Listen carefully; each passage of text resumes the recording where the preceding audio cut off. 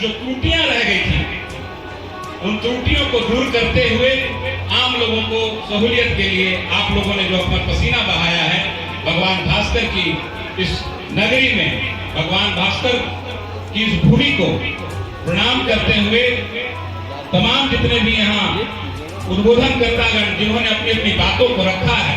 मैं समझता हूँ कहीं ना कहीं उनके पीछे ये मंशा रही है कि देव का किस तरीके से विकास हो, देव को प्रगति के पथ पर कैसे आगे ले जाया जा सके, इस ओर सभी की मंशा थी। निश्चित रूप से भगवान भास्कर के आशीर्वाद से और आप लोगों के प्यार और स्नेह से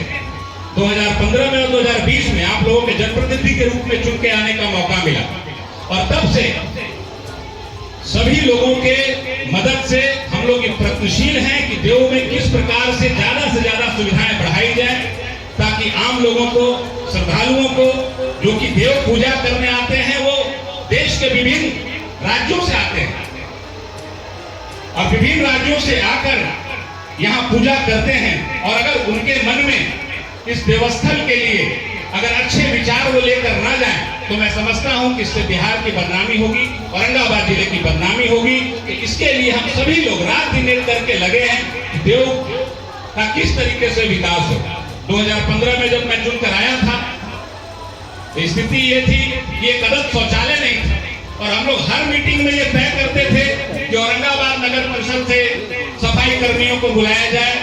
लाइटिंग की व्यवस्था अच्छी नहीं होती थी, हर मीटिंग में ये चर्चा होती थी। तो हम लोगों के मन में ये प्लान आया कि क्यों ना हम लोग देव को नगर पंचायत का दर्जा हम लोग दिलाने की पहल करें। और आज आप लोगों के बीच में जब खड़ा हूं तो नगर पंचायत घोषित हो चुका है देव और चुनाव होने वाले हैं नगर परिषद के, किसी कारणवश रुक गया। अब ये तो आप सभी लोग जानते ही होंगे कि अब कम से कम सफाई के लिए हो, लाइटिंग के लिए हो, देव के नली और गली के विकास के लिए हो, अब हम लोगों को औरंगाबाद नगर परिषद की ओर नहीं देखना पड़ेगा। अब हमारी अपनी व्यवस्था रहेगी देव में, जो कि रोशनी की व्यवस्था हो, साफ सफाई की व्यवस्था हो, या जो नली गली, जो टूटे फूटे नली गली है उनके लिए जो व्यवस्था हो वो नगर पंचायत देव के मार्फत से चुनाव के बाद कराया जा सकेगा। ये एक उपलब्धि हम लोगों को हासिल हुई। यहाँ इर्द गिर्द के गांव थे, बहुत सारे ऐसे गांव थे प्रभारी मंत्री महोदय, जहां आवागमन के लिए ठीक से सड़कें नहीं थी। आज जब हम लोग यहाँ खड़े हैं तो मैं समझता हूँ कि देव के कुछ गांवों को छोड़ के, मैं समझता हूँ 1, 2, 4 गांवों को छोड़ के सभी जगह हम लोगों का रास्ता कम से कम उपलब्ध है, लोगों को आवागमन में सहूलियत होती है। जिस राजकीय मेला की चर्चा गंगा जी ने की है, मैं समझता हूँ कि उसका जो है निर्णय बिहार सरकार ने 2018 में जब रामनारायण मंडल जी जब राजस्व मंत्री थे और यहाँ के प्रभारी भी थे, तो उस समय यह तय हुआ था कि राजकीय मेला का मिल गया है, अनाउंस हुआ था यहाँ पर। और किसी कारणवश, कोरोना के कारण या किसी कारणवश कहीं ना कहीं वो कागज पेंडिंग है, तो उसको भी मैं आग्रह करूंगा कि दिखाने का कार्य करेंगे। और देव के विकास में राजकीय मेला घोषित होने के बाद मैं समझता हूँ कि जो लोगों की यहाँ जो वर्षों से डिमांड है, कोई भी ऐसा मेला नहीं, कोई भी ऐसा महोत्सव नहीं जहाँ इस बात की चर्चा नहीं होती। इसलिए मैं आग्रह करूंगा, आज आप लोगों के बीच में मैं यहाँ उपस्थित हूँ, इस बात के लिए भी आप लोगों को बताना चाहूंगा कि आज आपके बीच में हम लोगों ने ये चाहा था कि 2 कॉलेज, ITI कॉलेज औरंगाबाद को मिला था। एक ITI कॉलेज के लिए हम लोगों ने सोचा था कि देव में उसको बनाया जाए ताकि देव के लोगों को सहूलियत हो, लेकिन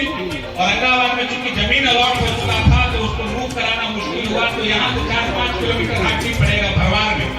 दोनों पॉलिटेक्निक कॉलेज, एक बन चुका है, दूसरा की नींव डाली जा चुकी है, उसमें भी काम लगा हुआ है। तो ये सहूलियत धनाड़ी में पॉलिटेक्निक कॉलेज इसी देव प्रखंड में आता है। धनाड़ी में पॉलिटेक्निक कॉलेज का भी निर्माण हो चुका है, वहां पे पढ़ाई लिखाई भी शुरू हो चुकी है। जहां तक मेडिकल कॉलेज की बात है, हम लोग भी इसमें सहमति जताएंगे कि देव के पातालगंगा में बहुत जमीन उपलब्ध है जिसमें मेडिकल कॉलेज का निर्माण अच्छे से हो सकता है। तो हम लोग ये आग्रह करेंगे प्रभारी मंत्री महोदय कि आपके, हम लोगों के आग्रह पर आप भी सरकार को ये आग्रह करें कि देव के पातालगंगा में मेडिकल कॉलेज का निर्माण हो, तब जाकर देव के चहुमुखी विकास की हम परिकल्पना कर सकते हैं।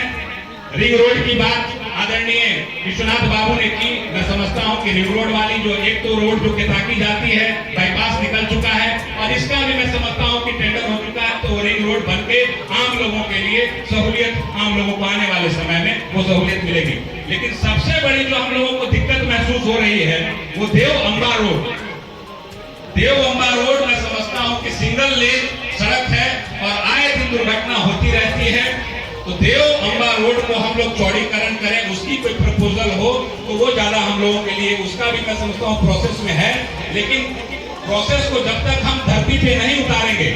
तब तक उसकी बात करना बेमानी है। इसलिए मैं आग्रह करूंगा, आप तमाम सरकार के नुमाइंदे, हम लोग भी सरकार में हैं, तो मैं आग्रह करूंगा कि देव अम्बा पथ पर भी ध्यान दिया जाए ताकि वो रोड और चौड़ी हो सके। क्योंकि एक गाड़ी अगर जाएगा बरसात के दिनों में तो दूसरी गाड़ी फिर पार नहीं हो सकती। तो ये दिक्कतें हैं, उन विषयों पर मैं आपका ध्यान आकृष्ट कराना चाहता हूं प्रभारी मंत्री महोदय, और आप तमाम लोगों को छठ की हार्दिक शुभकामनाएं देते हुए